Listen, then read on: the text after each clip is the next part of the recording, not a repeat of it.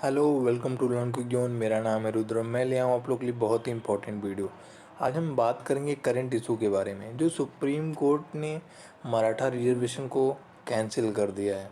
तो क्या इसके बैकग्राउंड है, क्या करंट रूलिंग है, ये किस राइट का वायलेशन है, तो ये सब सारी चीज़ें मैं इस वीडियो में डिस्कस करूँगा। तो प्लीज़ वीडियो को लास्ट तक ज़रूर देखिएगा। तो ये वीडियो आप लोग के लिए बहुत इंपॉर्टेंट होने वाली है। तो चलिए डिस्कस करते हैं। सुप्रीम कोर्ट ने वेडनेसडे को 2018 के लॉ को पूरी तरीके से क्वेश्चन कर दिया है, जो कि महाराष्ट्र गवर्नमेंट द्वारा बनाया गया था। इसका मतलब है कि 50% सीलिंग कोटा को स्टेट ब्रीच नहीं कर सकती है। आइए जानते हैं इसके बैकग्राउंड के बारे में।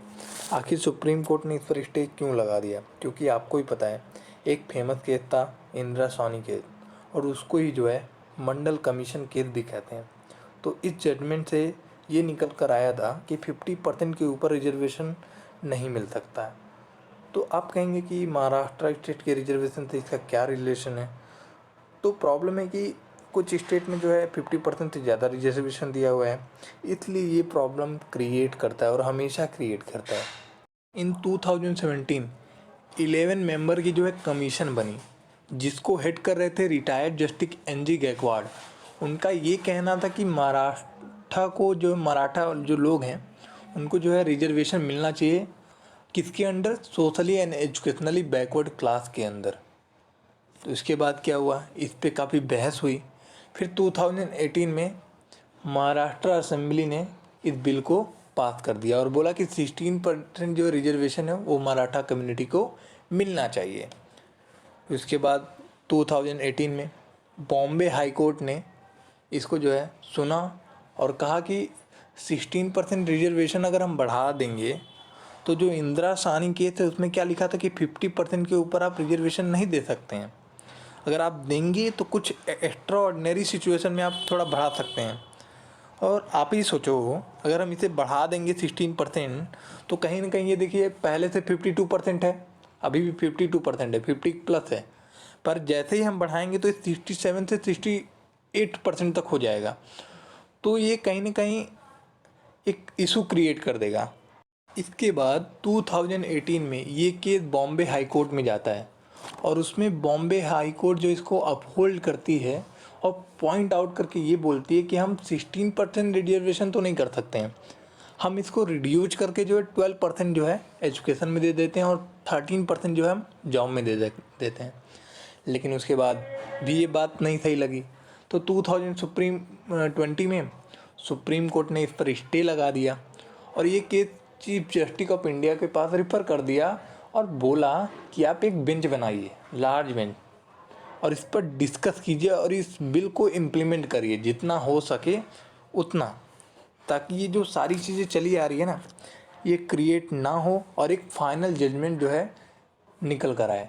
तो 2020 के बाद आज जाके, मतलब वेडनेसडे को जो है ये है जजमेंट आया और सुप्रीम कोर्ट ने सीधे कहा कि 50% रिजर्वेशन के ऊपर आप नहीं जा सकते हैं। तो आइए बात करते हैं 102nd अमेंडमेंट एक्ट 2018 क्या कहता है। तो इसमें दो आर्टिकल को इंट्रोड्यूस किया है। फर्स्ट है 338B एंड सेकंड है 342A। अब बारी बारी से एक एक को समझते हैं कि ये है क्या। तो 338B है वो डील करता है newly establish commission for backward class, यानी एक तरीके से देखा जाए इसमें कॉन्स्टिट्यूशनल राइट दिया गया है। और जो 342 है उसके अकॉर्डिंग इसमें जो है प्रेसिडेंट को राइट दिया गया है कि वो डिसाइड करेंगे कि कौन सी कम्युनिटी जो है सोशली एंड एजुकेशनली बैकवर्ड है। लेकिन महाराष्ट्र गवर्नमेंट ने खुद ही मराठा को जो है सोशली और एजुकेशनली बैकवर्ड घोषित कर दिया, इसीलिए इतनी सारी प्रॉब्लम क्रिएट हुई है। अगर प्रेसिडेंट ने इसको घोषित किया होता, मतलब कि इंट्रोड्यूस किया होता कि ये बैकवर्ड क्लास है, तब इस पे इतना इशू क्रिएट नहीं होता। क्योंकि आप देखे होंगे कि एक्स्ट्रा ऑर्डिनरी के इसमें कंडीशन में हम इस पर लॉ बना सकते हैं, हम इसको इम्प्लीमेंट कर सकते हैं। पर यहाँ तो प्रेसिडेंट का एक एसेंट तो होना चाहिए, पर प्रेसिडेंट ने यहाँ बिल्कुल भी एसेंट नहीं दिया है। तो एक तरीके से देखा जाए तो ये हमारे कॉन्स्टिट्यूशन का वायलेशन है। तो इसके हिसाब से ये जो एक्ट हुआ वो नल और वॉइड हो गया। ठीक है, अकॉर्डिंग टू दिस क्राइटेरिया। ठीक है, ये एक्ट जो है वो नल और वाइड हो गया। उसके बाद जो है पाँच पाँच जज की जो है बेंच बनाई गई। उसके बाद कहा गया कि आप इस केस को रिकन्सिडर फिर से करिए। तो उसके बाद जब बेंच बन गया तो पांच बेंच का जो जज का जो बेंच बना, मुझे नाम नहीं याद है, पर आइए इस स्टोरी को पूरी तरीके से समझते हैं। तो जब रिकन्सिडर करने की बात की गई, तो जब रिकन्सिडर किया गया तो देखा गया कि कुछ स्टेट को तो हमने 50% ज़्यादा रिजर्वेशन दिया हुआ है, और उनको जो एक एक्स्ट्राऑर्डिनरी सिचुएशन या कंडीशन पर हमने उन्हें दिया हुआ है। तो देखते हैं कि कौन कौन सी स्टेट को हमने दिया हुआ है। तो महाराष्ट्र को दिया हुआ है, बिहार को दिया हुआ है, झारखंड को, कर्नाटका, पंजाब, तमिलनाडु, राजस्थान, आंध्र प्रदेश, इनमें जो है 50% से ज़्यादा रिजर्वेशन है। तो जब इस केस को जब रिकन्सिडर किया जा रहा था तो देखा गया कि कुछ जो है स्टेट और कुछ जो कम्युनिटी है वो पूरी तरीके से डेवलप नहीं हुआ है। तो उन्होंने 1992 के वर्डिक्ट को ही गलत ठहरा दिया। और कुछ ऑर्गेनाइजेशन का कहना है कि 50% रिजर्वेशन बिल्कुल सही है, क्योंकि क्योंकि इस पर ना कोई इशू उठाए, ना किसी ने कुछ बोला है। हाँ, एक इशू उठता है कि रिजर्वेशन होना ही नहीं चाहिए। तो आप भी कमेंट करके मुझे बताइए इन तीनों चीज़ों में क्या सही है। क्या हमें बढ़ा देना चाहिए कि कम्युनिटी डेवलप कर सके? क्या हमें रिजर्वेशन जो है इतने पे ही रखना चाहिए? क्या रिजर्वेशन का होना ही नहीं चाहिए?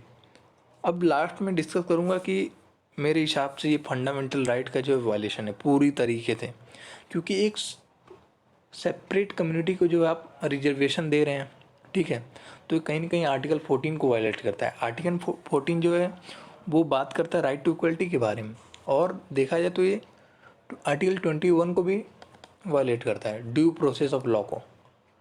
अगर ये वीडियो आपको इन्फॉर्मेटिव लगे तो प्लीज़ वीडियो को लाइक, शेयर, सब्सक्राइब ज़रूर कीजिएगा, और कमेंट करके बताइएगा कि वीडियो आपको कैसी लगी।